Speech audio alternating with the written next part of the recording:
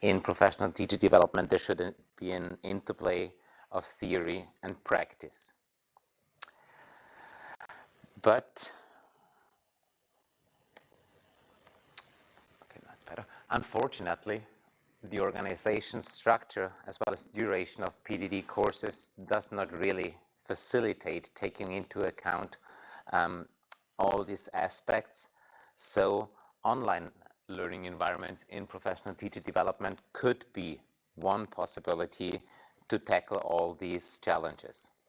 So the literature, Speaker is muted. it's okay.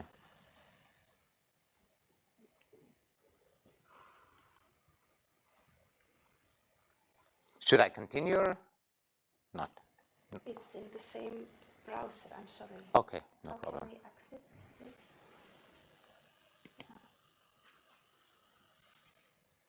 Doesn't seem to exit. Yes. Open a different browser, so it's easier later on. Okay. So thank you. Ah, I see. And play, right? Yes, thank you.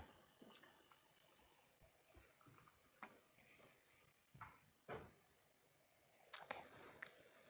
Yeah, I'll just continue. So, yes, here we have it. Teachers basically like online learning or distance learning. Some researchers even state that in-service teachers prefer online learning about face-to-face learning, what I'm not really sure about. But most researchers say that online learning has both positive as well as negative aspects, and online learning should not completely replace face-to-face learning. So the positive thing is definitely that in an online learning environment, you can have an almost infinite amount of information or, well, teaching and learning materials, and this can be accessed from anywhere at any time.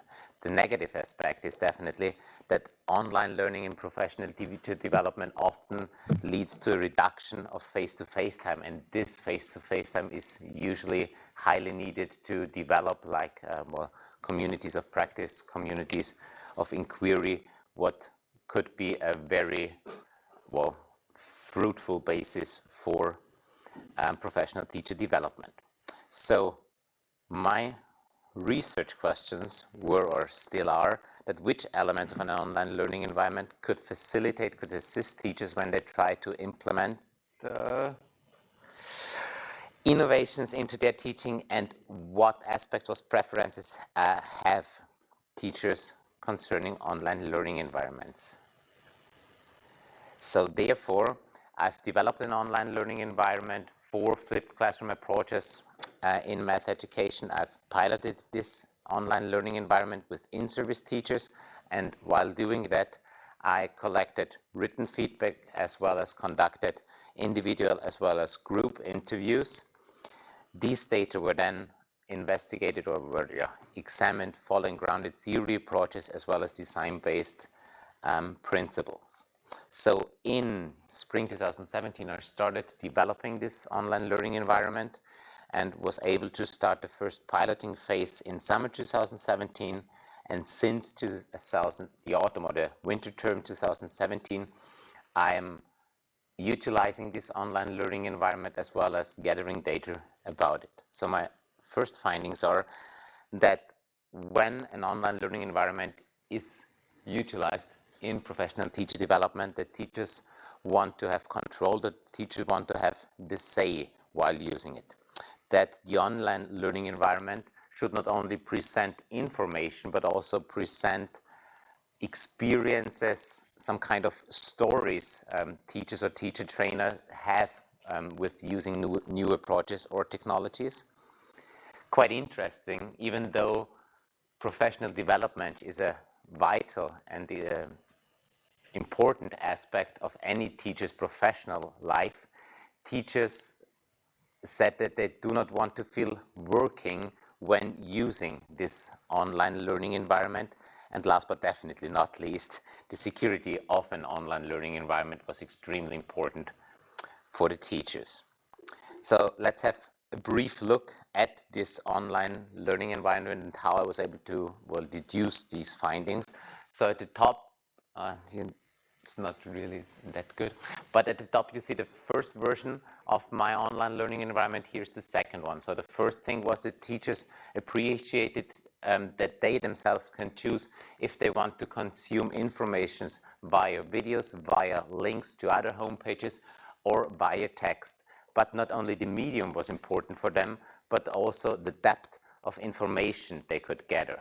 So at the second stage of my online learning environment, I always provided very short explanation of a new topic, of a new aspect, and only on demand, only if the teacher wants further information, he can click for it and get then more in-depth information, maybe also link to other web pages and so on.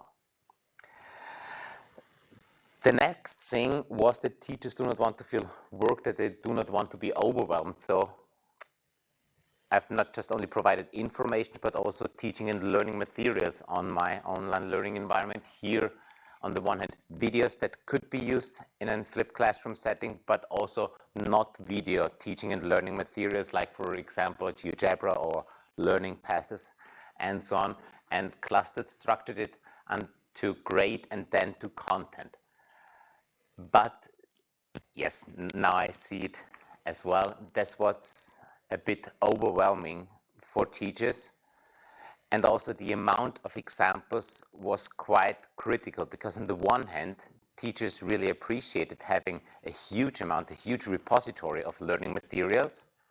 But on the other hand, teachers also said, well, I do not want to skim all these learning materials. I want to have it like ready to use and prepared for my teaching. So the next step was that I again structured it more in depth, and only if you click those content of the curriculum of the related grade, then you get the learning materials. And also I reduced the amount of learning materials, but there is still, well, the teacher has the choice which material he or she selects. This was also the same true here about lesson plans. So on the one hand, you've got the PDF file, how it more or less should be done or how I have done it, but also a Word file, so that the teacher himself can arrange this lesson plan to his or her circumstances. Usually teachers were quite willing to share materials, but only in a very secure and safe environment, and only under the condition that you know the other person's from face-to-face interactions. So, thank you very much.